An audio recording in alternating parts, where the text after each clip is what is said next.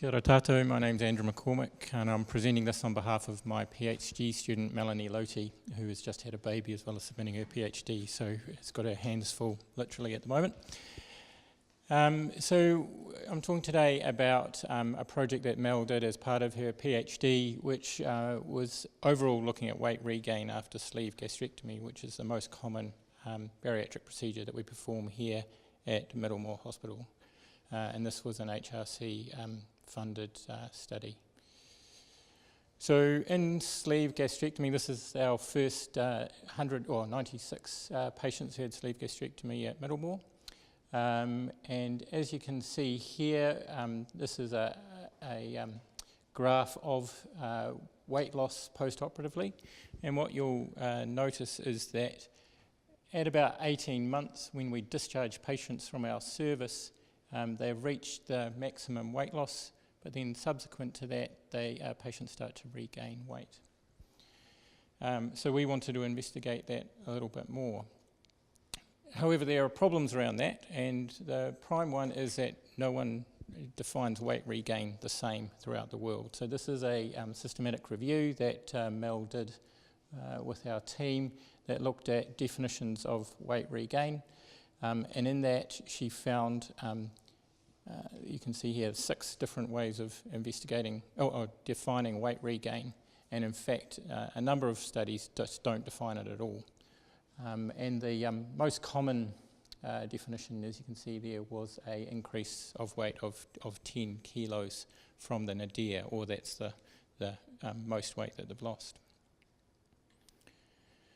But there are reporting guidelines for bariatric surgery. Unfortunately, this issue is not addressed in these, and so we wanted to bring that point to the attention of the people that make the rules, so to speak, and wanted to show if there was an impact on those different definitions on the rates of regain that are reported. So what we did is we took that cohort that you saw before, those 96 of our first patients, and we applied all those different weight regain definitions to that that we'd identified in that systematic review.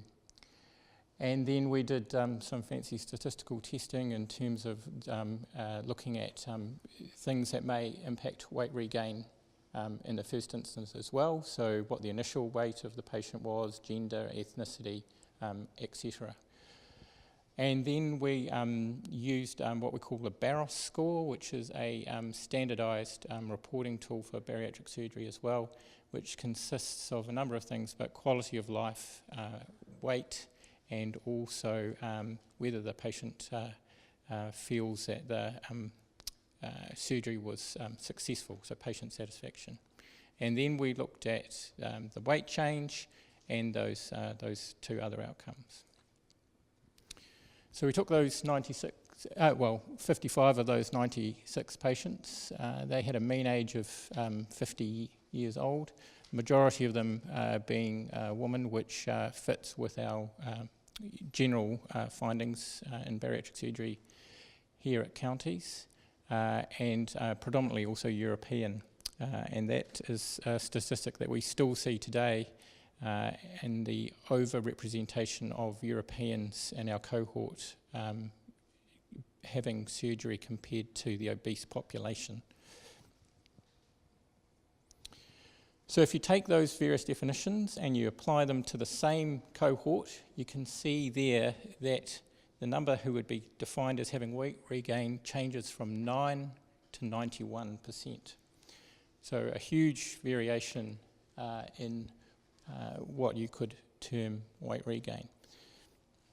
The issue around that is some of those definitions we don't think make sense. For instance, if you just take that top one in terms of type 2 diabetes, not all our patients have type 2 diabetes. So to say it's with remission or worsening of their type 2 diabetes doesn't fit our entire cohort. Also, we deal a lot with what we call a super obese population, so people who have BMIs of over 50. And even with losing 40% of their, or 60% of their excess weight loss, will not get down to a BMI of 35. So once again, that definition doesn't fit a number of our patients in our cohort. If you take the other end, any weight regain, it seems a bit too stringent in that everyone's weight varies to some degree, so it seems a bit excessive to use that. So we felt that those other three definitions were the most sort of clinically appropriate definitions to use. So we focused on those. And what we looked at is the relationship of those three definitions with the patient's Barros score and also the patient satisfaction. And as you can see there, with respect to the Barros score, all of those definitions, lead to a statistically significant change in the Barros score. So people regaining weight it does affect their quality of life. And also, sort of a corollary of that is that people are less satisfied if their weight's going up. So this is just looking at it a little bit more detail because there's a lot of statistics that goes behind these sort of change in BMI and definitions that we use. And we just wanted to, in those reporting guidelines, there are all these different terms that can be used. And so we just wanted to run those with all those different reporting terms that can be used for reporting weight loss. So that was the reason behind that. And all of those sort of specific measures of reporting weight loss all was significant as well.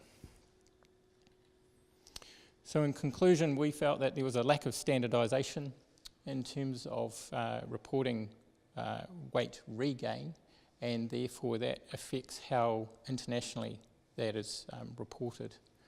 And that any weight regain is associated with poorer quality of life and also patient satisfaction.